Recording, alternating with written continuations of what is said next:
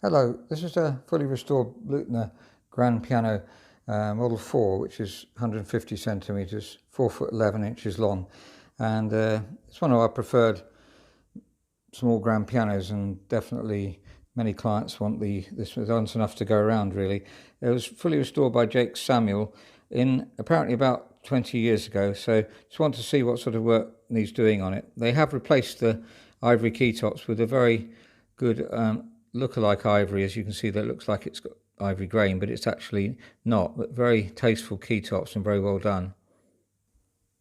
That's typical sort of flared, flamed mahogany that was characteristic of these excellent Bluthner grand pianos. You can see some damage here. We could either French polish it or make it good. We'd love to French polish this piano.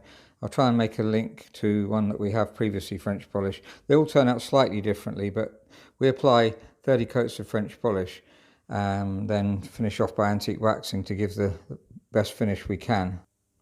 This is a Bechstein upright in king wood, which we are in the process of polishing. It won't look as shiny as that when we finish it, because we antique waxing so it doesn't have too much reflection, and then you can see the grain as well as possible. I'm just moving over to the piano. This is the polishing room, so it's a little bit dirty, as polishing rooms tend to be. But you can see we've rubbed down the piano here. This is the wood underneath.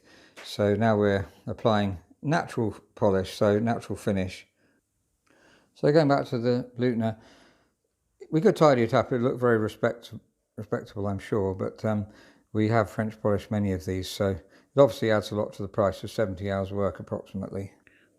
Now you can see they've replaced the rest plank with what we call delignate rest plank, multi-layered, so it's ideal for central heating, because if the wood moves slightly, then it might dry out slightly, but the different layers move in different directions, so it holds the tuning pins tight. So we haven't dusted it, by the way, yet, so it's literally just come in.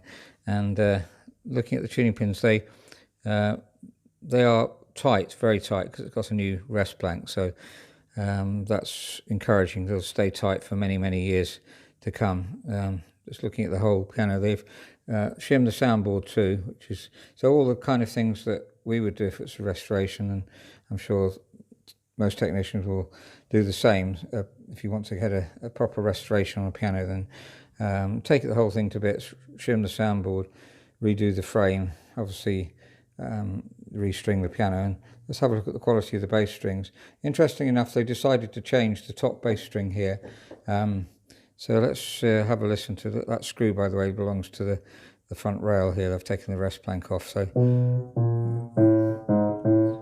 well, it's a good match there on the break point. And really, for the size of the piano, that's an excellent bass. Now looking at the action, they've replaced the hammers here with arbel hammers, which is excellent, and the weighting is extremely good. The key weighting, by the way, is about 50 gram down weight, 30 up weight, which makes a wonderful touch.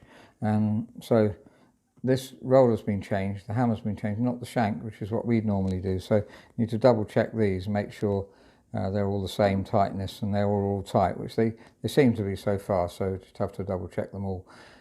It's important, that helps the touch if they're tight, and also means they won't wear. But if you look at the hammers themselves, there's just been played in nicely, really. There's not a huge amount of wear on them, so now the tone's reached its optimum tone. We might need to voice some of them slightly. The regulation's quite good. If other videos about this, so just briefly, on that one certainly the spring is working well. Setting off maybe a bit early could be a bit closer to the string, give you more sensitive playing, and the drop screw is possibly a little bit further than it should be as well. So that's a Bluthner style 4 grand piano, 150 centimetres long, made in 1934, and we're really pleased to get it into stock, because it's really, well, the most common, very, very good grand piano, baby grand piano. Not common enough, because we've got more people who want them than there are available, but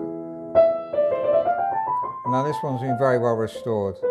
I pointed out some of the work that we need to do, and got to double check it, but the down weight is about just under 50 grams, which is wonderful, and very good up weight too.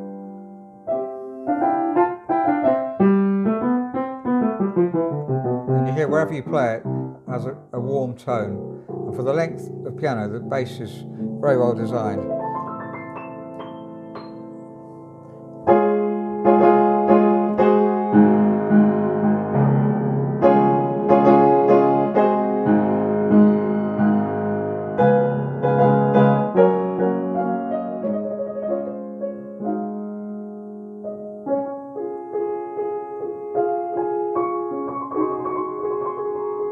Very sensitive, we make it even more sensitive, but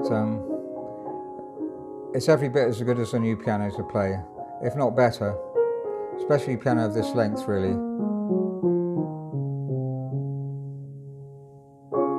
There's a 5-year guarantee, and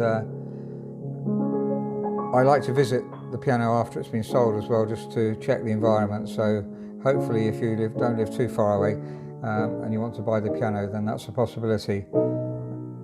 If you don't want to come and look at the piano, and that does happen frequently, obviously you can't feel the touch, so that's just have to unfortunately take our word. We'd like you to come and see the piano ideally, but I can tell you that the touch is really second to none, or will be when we've finished refining it as well.